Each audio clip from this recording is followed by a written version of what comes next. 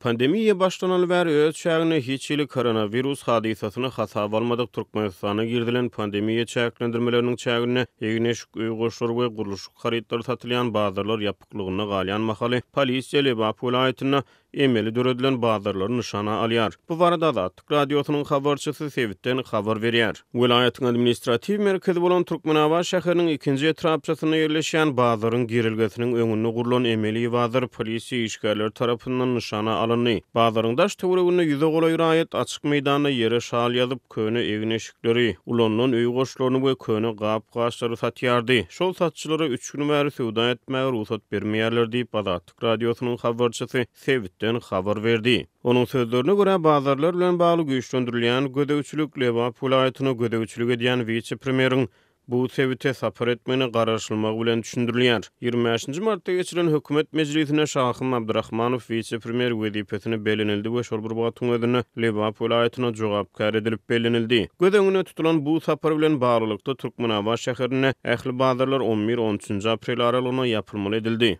Vice-premieriň gelip gelmejegi ýa-da onuň ýam gelip gidenligi belli bolmady diýip Türkmenabatda bir çeşme Azatlyk radiosynyň habarçysyna gurrun berdi. Habarçymyz Türkmenabatdaky emeli bazaryň bellenen seneden bir gün soň 13 aprelde henizem ýapyklygyna galýanyny habar berdi. Köneýigin eşik satyp günü güzären aýlaýan satçylar şu gün 13 aprelde ikinji bazaryň gabadyna ýere şal ýazyp sowda etmekçi bolanlaryny polisiýa tarapyndan kowuldy diýip habarçymyz aýtdy. Habarçymyz günü güzären şertleri agyrlaşan ýerli ýaşaýjylaryň emeli bazarda köne öý goş we dürli hojalyk harytlaryny satyp eklenje edýänliklerini ýene bir gedekne utady. Emeli bazara çykýan satçylardan döwletiň salgyt tüzgünlerine tabinlik talap edilmeýär. Olaryň sowdasy resmileşdirilmeýär. Bu satçylardan hiç ýyl ýer salgydy alınmaýar. Esenlik adam ýere şal ýazyp öýlerine könelen harytlaryny ýa-da täze harytlaryny satyp gün görýärdiler diýip habarçy aýtdy. Ýurtda ýaramadaşan ykdysady şertlaryň fonuny bazar gadagandanyň dowam etmegi ýerli ýaşaýjylar alada goýýar. Bazarlaryň ýapyk galmagy ençeme raýatları girdijiden mahrum edýär.